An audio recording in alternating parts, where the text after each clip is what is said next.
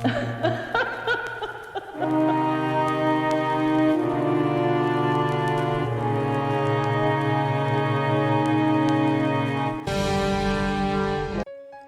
दोस्तों, मेरे चैनल में आपका स्वागत है।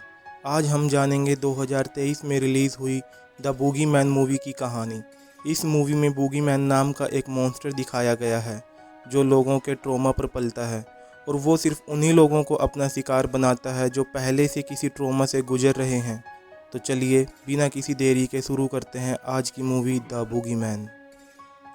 मूवी की शुरुआत में हम एक बच्ची को देखते हैं जो रूम में अकेली होती है। तभी उसे कुछ डरावनी आवाज़ें आती हैं जिन्हें सुनकर वो रोने लगती है और तभी कमरे का दरवाज़ा अपने आप खुलता है और एक इविल एंटिटी कमरे में दाखिल होता है जो कह रहा था आई एम योर डैडी। और अचानक ये एंटिटी उस बच्ची पर अटैक करके उसे मार देता है। यहाँ से कहानी एक दूसरी फैमिली पर फोकस होती है और हम सैडी हार्पर को देखते हैं जिसकी मदर की हाल ही में एक कार एक्सीडेंट में डेथ हो गई थी और वो अभी तक इस ट्रॉमा से उभर नहीं पाई थी। उसके बाद हम सैडी के फादर विल हार्पर को देखते हैं जो एक साइकेट्रिक है और वो भी अपनी वाइफ की डेथ की वजह से अंदर से टूट चुके थे, लेकिन बाहर से सब कुछ नॉर्मल दिखाते थे ताकि उनके बच्चे खुद को संभाल सकें। और अब वो भी अपनी बेटियों पर ज़्यादा ध्यान नहीं दे पा रहे थे।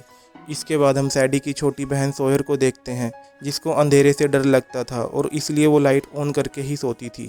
इसके बाद विल अपनी बेटियों को स्कूल छोड़ने जाता है जहाँ पर सैडी अपनी मदर की ड्रेस डालकर आई हुई थी। स्कूल में उसकी एक फ्रेंड उसे कहती है कि उसे अपनी मदर की ड्रेस नहीं डालनी चाहिए थी और उसे इन सब चीज़ों से बाहर आना चाहिए, जिस पर सैडी की उससे बहस हो जाती है और उसकी ड्रेस पर योगर्ट गिरने की वजह से वो ख़राब हो जाती है, जिससे सैडी दुखी होकर घर वापस आ जाती है। और उधर हम घर पर विल को देखते हैं जिसके पास एक अजीब सा आदमी लेस्टर थेरेपी के लिए आया था और विल उसे कहता है कि उसे अपॉइंटमेंट लेकर आना चाहिए था, लेकिन लेस्टर उसे कहता है कि उसका उससे बात करना बहुत ज़रूरी है और विल उसे थेरेपी के लिए बिठा लेता है। अब वो अपने सेशन को रिकॉर्ड करने लगता है और अब लेस्टर उसे अजीब चीज़ें बताने लगता है, यानी कि वो यहाँ पर किसी थेरेपी वगैरह के लिए नहीं आया था। वो बताता है कि कुछ टाइम पहले उसके एक बच्चे की डेथ हो गई थी, तब से ही वो और उसकी वाइफ ट्रॉमा में रहने लगे थे, जिसकी वजह से वो अपने बाकी 2 बच्चों पर ध्यान नहीं दिया करते थे और एक एक करके उसके वो दोनों बच्चे भी मारे गए जिन्हें किसी शैडो मॉन्स्टर ने मारा था। और उस मॉन्स्टर की वो विल को एक ड्राइंग भी दिखाता है जो उसके बच्चों ने मरने से पहले बनाई थी और वो विल से कहता है कि उसे उसकी बात समझनी चाहिए क्योंकि हाल ही में उसकी भी वाइफ की डेथ हुई है। और वो मॉन्स्टर तभी आता है जब फैमिली ट्रॉमा से गुजर रही हो और पेरेंट्स अपने बच्चों पर ध्यान न दे पा रहे हों। और यहाँ हम समझ पाते हैं कि लेस्टर कोई और नहीं बल्कि मूवी की स्टार्टिंग में दिखाई गई बच्ची जिसको एक शैडो मॉन्स्टर ने मार दिया था उसी का पिता है। और ये सब सुनकर विल को बहुत अजीब लगता है। वो बहाने से दूसरे रूम में जाकर पुलिस को कॉल करता है क्योंकि उसे लेस्टर कोई साइको किलर लग रहा था। अब तक सैडी भी घर पहुँच चुकी थी और वो उस ड्रेस को लॉन्ड्री में डालने जाती है और लेस्टर भी उसे देख रहा था। सैडी को अपनी मदर की वर्कशॉप से कुछ आवाज़ें आती हैं और जब वो वहाँ पर देखने जाती है तो वहाँ पर तो कुछ नहीं था, लेकिन तभी उसे स्टोर रूम से कुछ आवाज़ें आती हैं और वो अंदर देखने जाती है। तब तक विल भी वहाँ आ जाता है और वो दोनों लेस्टर को डोर से लटका हुआ पाते हैं, जिसकी वजह से वो दोनों बहुत परेशान हो जाते हैं क्योंकि लेस्टर अब मर चुका था। इसके बाद पुलिस वहाँ पर आती है और विल के साथ उन्हें भी यही लग रहा था कि लेस्टर ने सुसाइड कर ली है, लेकिन सैडी कहती है कि ऐसा नहीं है क्योंकि उसने यहाँ पर पहले हाथापाई की आवाज़ें सुनी थी, लेकिन उसकी बातों पर कोई ध्यान नहीं देता।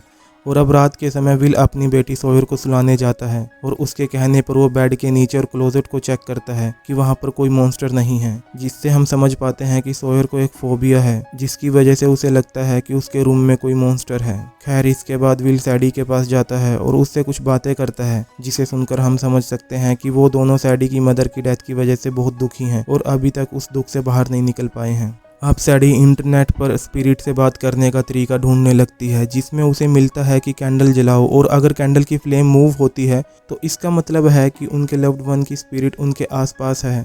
और दूसरी तरफ हम सोयर को देखते हैं जिसकी क्लोजेट से कुछ आवाज़ें आती हैं जिनकी वजह से उसकी नींद खुल जाती है और वो देखती है कि कोई चीज़ अलमारी से निकलकर बेड के नीचे गई है, जिसकी वजह से सोयर डरती हुई सैडी के पास जाती है। और जब सैडी सोयर को देखती है तो उसे उसके लिप्स पर कुछ ब्लड लगा हुआ दिखता है और ध्यान से देखने पर उसे पता चलता है कि सोयर का एक दांत ढीला हो गया है और अब सैडी उसे निकालने के लिए दांत को एक धागे से बांधती है और उस धागे का दूसरा सिरा दरवाजे से बांधती है। तभी वो दरवाज़ा अपने आप बंद हो जाता है और सोयर का दांत निकल जाता है और सैडी सोयर को संभालने में दरवाजे पर ध्यान ही नहीं देती कि दरवाज़ा उसने बंद नहीं किया था। और वो आज सॉयर को अपने पास ही सुला लेती है और हम किसी को वो दांत वाला धागा खींचते हुए देखते हैं। अब अगले दिन वो दोनों अपनी फैमिली थेरेपिस्ट डॉक्टर वॉलर से मिलने जाती हैं, जहाँ पर विल को भी जाना था, लेकिन वो अपनी थेरेपी के लिए कभी जाता नहीं था। अब डॉक्टर से बात करते हुए सॉयर उसे मॉन्स्टर के बारे में बताती है और सैडी उसे समझाते हुए कहती है कि ये मॉन्स्टर उसके दिमाग का भ्रम है। और डॉक्टर वॉलर उससे पूछती है कि उसे ये मॉन्स्टर कब से दिखाई देता है, जिसके जवाब में सैडी कहती है जब से उनके घर में उस आदमी ने सुसाइड किया है। और अब डॉक्टर वॉलर एक लाइट क्यूब को ऑन करके सॉयर को कहती है कि ये लाइट धीरे धीरे ब्लिंक करके बंद होगा और सॉयर को अभी कोई मॉन्स्टर भी नहीं दिखेगा, मीन्स कोई मॉन्स्टर है ही नहीं। लेकिन जब लाइट बंद होती है तो सॉयर को एक मॉन्स्टर दिखाई देता है, जिससे वो बहुत डर जाती है और सैडी उसे संभालती है। इसके बाद वो दोनों घर आ जाते हैं और सैडी लेस्टर की थेरेपी सेशन की रिकॉर्डिंग सुनने लगती है, जिसमें उसने शैडो मॉन्स्टर के बारे में बताया था, जिसे बूगीमैन के नाम से जाना जाता है। और वो उस ड्राइंग को देखती है जो लेस्टर के बच्चों ने बनाई थी। और दूसरी तरफ बूगीमैन फिर से सॉयर को हॉन्ट करता है और वो डरकर सैडी के पास आ जाती है और उस ड्राइंग को देखकर कहती है कि यही वो मॉन्स्टर है जो उसे हॉन्ट कर रहा है। और अब सैडी को भी उसकी बातें काफी सीरियस लग रही थी। अगले दिन सैडी अपनी एक फ्रेंड के साथ लेस्टर के घर जाती है, जहाँ उसे कोई नहीं मिलता, लेकिन उसे वहाँ पर कुछ अजीब सी रूट्स दिखाई देती हैं जो पूरे घर में फैली हुई थी। और ऐसे ही कुछ रूट्स उसके घर भी आने लगे थे, यानी कि उनके घर भी बूगीमैन का हमला हो चुका था। और जब वो वहां पर अपना नंबर छोड़कर ऊपर चेक करने जाती है तो उसे लेस्टर की वाइफ रीटा मिलती है, जो इस फैमिली में अकेली ही बची थी और अब मेंटली अनस्टेबल भी हो चुकी थी। वो हमेशा अपने घर में कैंडल्स जलाकर अपने साथ एक शॉटगन रखकर बूगीमैन को हंट करने का वेट कर रही है, ताकि वो उससे अपनी फैमिली का बदला ले सके। अब सैडी उससे बूगीमैन के बारे में पूछती है और रीटा उसे बताती है कि बूगीमैन ने उसकी फैमिली को खत्म कर दिया और वो ट्रॉमा से आता है और ट्रॉमा से ही पावरफुल होता है। जिस फैमिली में ट्रॉमा होता है उसे वो अपना घर बना लेता है और वो रूट्स ही उसका घर है। और रीटा उसे कहती है कि वो फायर से डरता है और रोशनी में नहीं आता। साथ ही साथ वो उसे बताती है कि वो बच्चों को अपना शिकार बनाता है। और यहाँ पर हम ये भी समझ पाते हैं कि सबसे पहले बूगीमैन लेस्टर के घर आया था और उनके ट्रॉमा पर फीड करके पावरफुल हुआ और उसके बच्चों को मार दिया। उसके बाद वो लेस्टर के साथ ट्रैवल करके अपने नेक्स्ट परफेक्ट टारगेट के घर पहुंच गया, जो कि सैडी का ही घर था, क्योंकि उनकी मदर की रिसेंटली डेथ हुई थी और वो तीनों यहाँ पर ट्रॉमा से जूझ रहे थे। इसके बाद रीटा, जो कि मेंटली इल थी, सैडी पर गन से फायर कर देती है, जिसकी वजह से सैडी वहां से भाग जाती है। और इसके बाद सैडी घर आती है और सॉयर के पूछने पर वो उसे डांटती हुई कहती है कि मॉन्स्टर जैसी कोई चीज नहीं होती। और तभी बूगीमैन उसके रूम का दरवाजा तोड़कर उस पर अटैक कर देता है और सैडी की नींद खुल जाती है, मतलब ये उसका एक नाइटमेयर था। अब उसे अपनी मदर के वर्कशॉप से कुछ आवाजें आती हैं और वो वहां जाकर देखती है तो उसका फादर उसकी मदर का सामान बाहर निकाल रहा था, ताकि उसे उसकी वाइफ की याद ना आए। लेकिन सैडी उन्हें सामान को बाहर निकालने से मना कर देती है और उसे वापस रख देती है और उस सामान को देखने लगती है और कुछ सामान अपने पास भी रख लेती है। और वो लाइटर जला के अपनी मदर की प्रेजेंस फील करने की कोशिश करती है।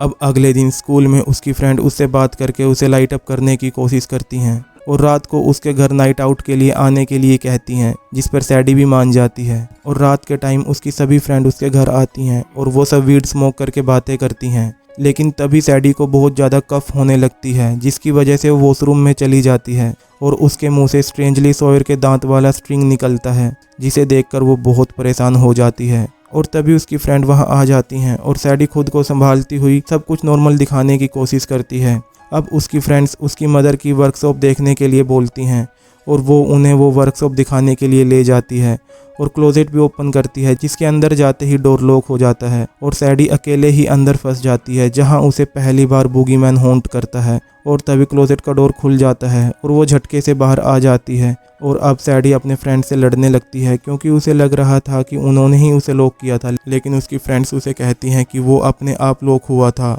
इवन वो सब तो उसे खोलने की भी कोशिश कर रही थी। और अब वो सब गुस्से में वहां से चली जाती हैं। और ये बूगीमैन की एक ट्रिक थी, जिससे वो अपने फ्रेंड से दूर हो जाए। इसके बाद हम सॉयर को देखते हैं, जिसे फिर से बूगीमैन हॉन्ट करता है और वो उससे छिपने की कोशिश करती है, लेकिन बूगीमैन उस पर अटैक कर देता है, जिसकी वजह से वो घायल हो जाती है और विल उसे हॉस्पिटल लेके जाता है। और हॉस्पिटल में जब सॉयर को होश आता है तो वो बहुत डरी हुई थी और वो सैडी को बूगीमैन के बारे में बताती है, जिस पर अब सैडी को भी भरोसा हो गया था, क्योंकि उसने भी उसे देखा था। इसके बाद सैडी विल के पास जाती है, जो कि एक रूम में अकेला बैठा हुआ था, और सैडी उससे कहती है कि बूगीमैन रियल है, जिस पर विल उसे कहता है कि वो वीड से हाई है, इसलिए उसे ऐसा लग रहा है, जिस पर सैडी गुस्सा होकर वहां से चली जाती है।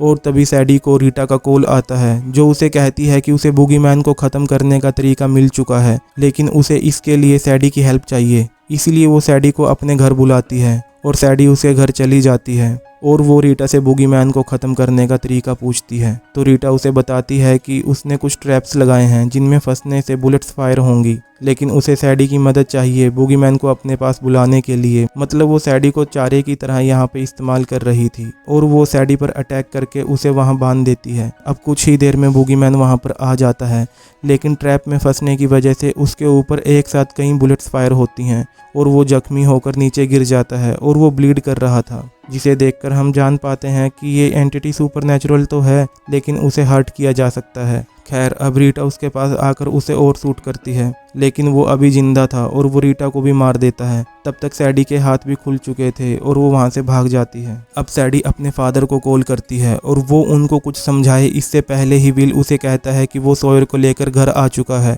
और सैडी उसे जल्दी से घर से बाहर निकलने को कहती है।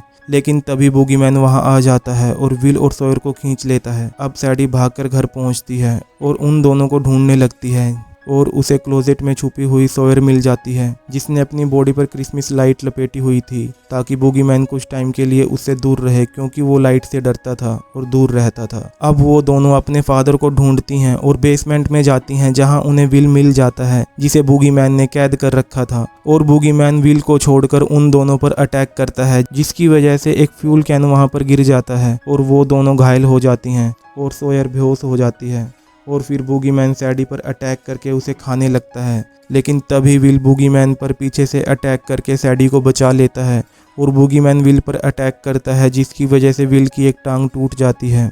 फिर बूगीमैन धीरे धीरे उन तीनों की तरफ बढ़ता है, लेकिन तभी सैडी एक लाइटर जलाती है जिससे वो पीछे हट जाता है और इसके बाद लाइटर की फ्लेम एक डायरेक्शन में मूव होने लगती है, जिसे देखकर सैडी को लगता है कि उसकी मदर भी उनके साथ है और ये सोचकर उसमें हिम्मत आ जाती है और वो एक स्प्रे की मदद से आग फैलाकर बूगीमैन को दूर धकेलती है और सॉयर बूगीमैन पर फ्यूल डाल देती है और सैडी उसे आग लगा देती है। अब वो तीनों उसे अपने सामने जलता हुआ देखते हैं और जो रूट्स अब तक उनके पूरे घर में फैल चुकी थी वो भी जलने लगती हैं और राख हो जाती हैं। और यहाँ पर बूगीमैन के साथ सैडी की मदर की वर्कशॉप और उनका सारा सामान भी जल रहा था और विल सॉयर और सैडी के साथ घर से बाहर आ जाता है। और अगले सीन में हम विल को अपने बच्चों के साथ डॉक्टर वॉलर के पास देखते हैं, मतलब उसने भी अब थेरेपी लेना शुरू कर दिया था। अब वो तीनों बूगीमैन के साथ साथ ट्रॉमा से भी आज़ाद हो चुके थे और विल भी अपने बच्चों का अच्छे से ध्यान रखना शुरू कर देता है। और अब वो तीनों वहाँ से जाने लगते हैं तो सैडी को डॉक्टर वॉलर की आवाज़ आती है और जब वो जाकर देखती है तो उसे क्लोजेट से कुछ आवाज़ें आती हैं और तभी दूसरी तरफ से डॉक्टर वॉलर आती है। मतलब क्लोजेट में कोई और नहीं बल्कि बूगीमैन था और सैडी उसे ओपन करने की बजाय उसे बंद कर देती है और इसी के साथ ये मूवी ख़त्म हो जाती है। तो दोस्तों, ये थी बूगीमैन मूवी की कहानी। अगर आपको ये वीडियो अच्छी लगी है तो प्लीज़ आप हमारा चैनल सब्सक्राइब कर लें और अगर आपको कोई फीडबैक है तो आप कमेंट सेक्शन में दे सकते हैं। वीडियो को लाइक करें और अपने दोस्तों के साथ शेयर करें। मिलते हैं अगली वीडियो में नई मूवी के साथ, तब तक के लिए बाय बाय।